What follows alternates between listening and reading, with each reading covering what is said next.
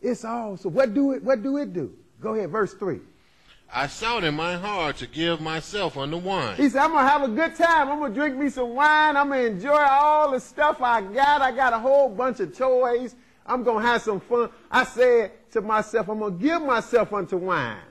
But see, he did it kind of with an eye suspect. See, he wasn't like the average person who just drink and have a good time, and that's all they thinking about. See, Solomon said, I'm going to check this out. I'm going to see what this is about. If it worked, fine. So he said, I sought and gave myself unto wine, yet acquaint my heart with wisdom. Go ahead. And to lay hold on folly. Till I might do what? Till I might see what was that good for the sons of men. See, he had a purpose in mind. See, he knew that by having some understanding in God, he couldn't just get wrapped up in anything, but he said, look, I'm going to see if this is what it's all about.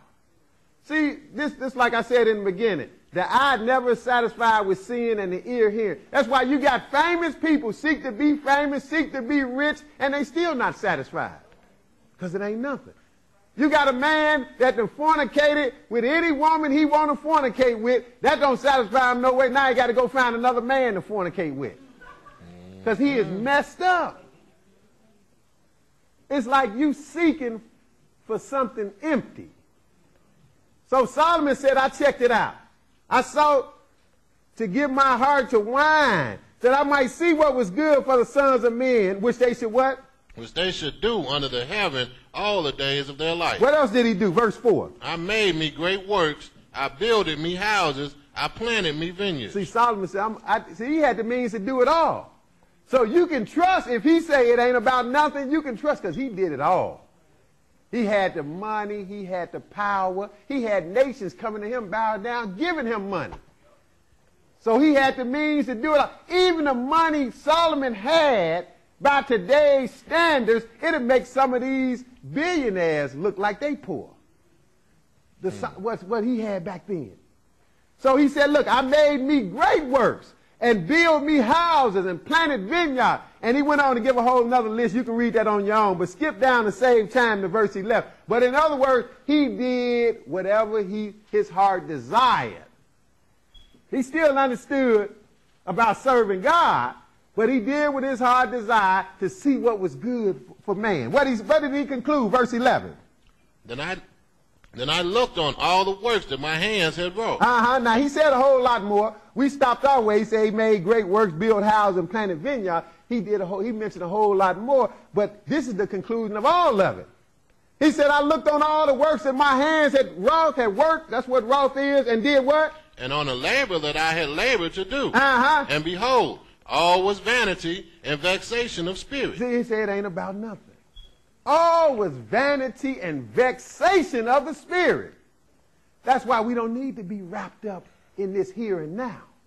I mean, we got to do what we got to do, but you don't need to be wrapped up in it. Your priority need to be about something else. That's why it's amazing that people go for these prosperity preachers. I don't understand. It's clear in the Bible. You ain't been reading the Bible. You ain't got no understanding. If you going for somebody telling you it's about having some money. Now, we all know we need money, but that ain't what it's about. Jesus told you clearly in Matthew 6, he said, seek ye the kingdom of God first, and everything else to be added. But everybody got their priorities mixed up. And the whole world practically is going that way. So he said, look, I saw, I looked at the works of my hands and the labor that I labor, and behold, all was vanity and vexation of the spirit. Finish that verse 11. And there was no profit under the sun. And he said, what? No profit under the sun. Go ahead, verse 12. And I turned myself to behold wisdom and madness and folly. For what can the man do that cometh after the king? Even that which hath been already done. See, that's the thing, too. We all think we doing something brand new. We all think we special and different. I remember being young, and people said, boy, you don't want to do that, such and such, that ain't... I'm thinking to myself, I'm different. I can do it and get away with it. It's going to work. We all think that. But you blessed if you find out otherwise. That whatever you can imagine to do, it's already been done. You ain't doing nothing new. So ain't no need of making that your priority. This is what he's saying. Then what did he conclude again? Go ahead, verse 13. Then I saw that wisdom excelleth folly, as far as light excelleth darkness. See, he said he saw that wisdom excelleth folly, as far as light excelleth darkness. See, this is what he concluded. He said the bottom line is, in all your getting, you need to get some understanding. You need to get some wisdom. That needs to be the priority. And that go across the board in anything you do. In this life, the more wisdom you have, the more knowledge you have, the more successful you can be. So it's no different with God. But we need the wisdom that comes from God. And we're going to see what that is. Because that's what he concluded is what you need. He said, I saw that wisdom excelleth folly, as far as light excelleth darkness. He said they at other ends of the spectrum. That's what you need to be about. But we're going to go to the New Testament. Go to all the way to 1 John. 1 John 2. 1 John 2.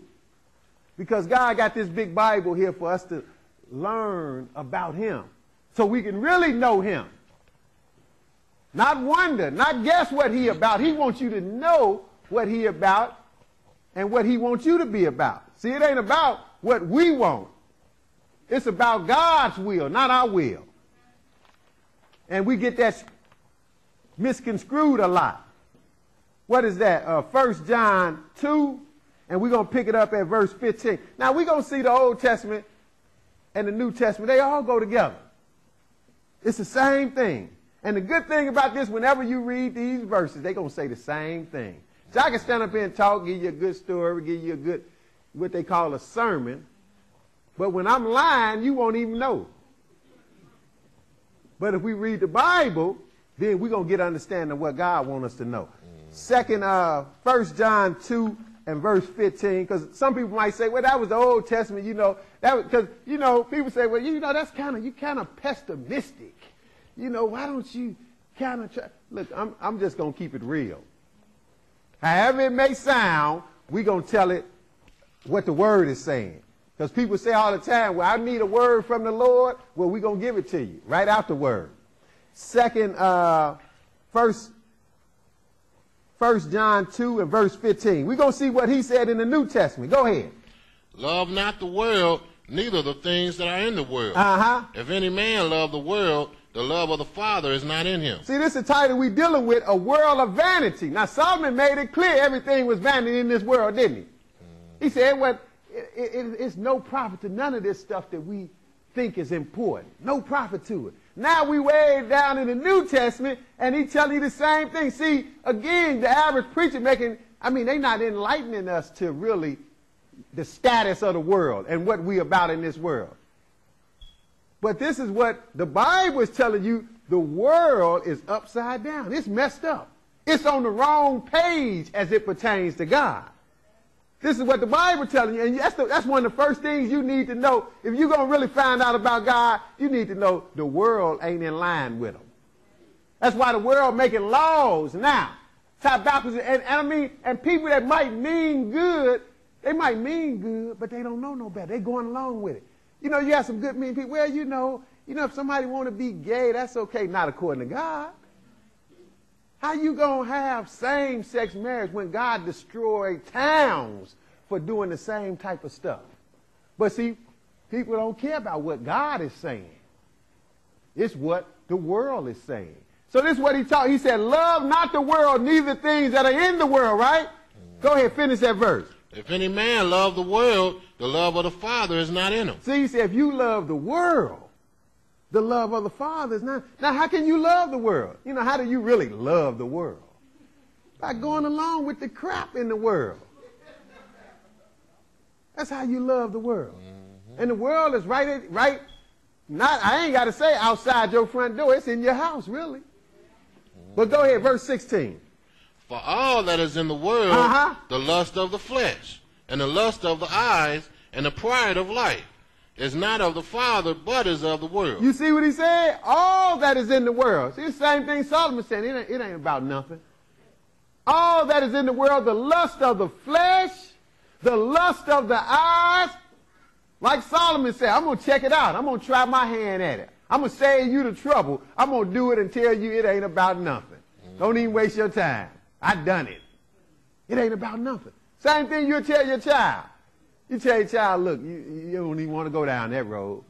But a lot of times they're going to go anyway, ain't they? Till they come back bleeding. Oh, you was right. I had to tell you. For all that is in the world, the lust of the flesh and the lust of the eyes, and the pride of life is not of the Father, but is what? Of what? Of the world. But is of the world. 17. And the world passeth away. See, this world going to end, and it's going to end sooner than later. Believe it. But it's going to go on. It's going to go on another form and another fashion. See, that's what we understand. See, a lot of people just believe in hearsay. They think it's about going up to heaven. Now, God coming here, and he going to straighten this world out. Jesus said, pray thy kingdom come, didn't he? He said, thy kingdom go. He said, pray thy kingdom come, thy will be done in earth as it is in earth. That's what we need to focus on. See, but the way the world is operating is going to pass away. For the world passeth away, and what else? And the lust thereof. And the lust thereof. Go ahead. But he that doeth the will of God abideth forever. Oh, that's the important thing, isn't it? Doing the will of God. That's what Solomon was really saying, wasn't he? He said, that's the only thing that matters. Get some wisdom about God. And wisdom, when you get some wisdom about God, that's what you're going to do. You're going to focus on doing his will. And everything else is going to be secondary. So he said, the world passeth away, and the lust there, but he that doeth the will of God abideth forever. See, that's the goal.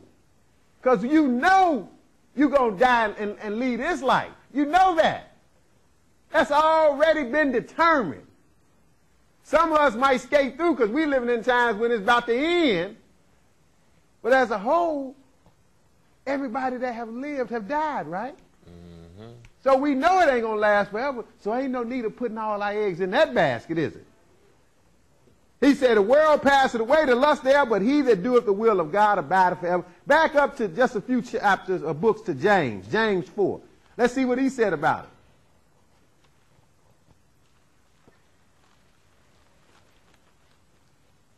James, the 4th chapter. See, the whole Bible is warning you, don't get caught up in the stuff around you. Because like the title is, we living in a world of vanity. And it's our job to overcome it. But we're going to tell you specifically how you got to overcome it. See, you have people speaking general a lot of times where you need to overcome. Yeah, how do I overcome though? See, we're going to get to that. James 4 and verse 1. Go ahead. From whence come wars and fightings among you? Come they not hence, even of your lust that war in your members. See, this is the way it is. From big nations on this earth to small individuals, hey, the world got everybody caught up on war and fighting. Even, you know, the nations got laws about how you should treat each other, but they doing the same thing. They fighting each other over their own personal gain. So, and that's trickled down, and everybody's doing it. So he said, whence come wars and fightings among you? Come they not hence, even of your lust that wars in your members. Verse 2. Ye lust and have not. He said, you lust, but you don't have. Go ahead. Ye kill and desire to have, and cannot obtain. Go ahead. Ye fight and war, yet ye have not, because ye ask not. He said, look, you desire and desire and desire, but you still don't never get it. You don't attain, because you desire and wanted to attain the wrong thing. That's why you ain't going to never get it. Like I said, somebody can be famous. You think, oh, I wish I could be in their shoes. No, you wouldn't, because they ain't happy. They show you they ain't happy. They start doing all kind of crazy stuff, trying to get happy. So they still haven't attained. He said, you lust and don't have. You kill and desire to have. You cannot obtain. You fight and war, yet ye have not, because you ask not. And then even when you ask, you on the wrong page already from get-go. That's what he said, verse 3. Go ahead. Ye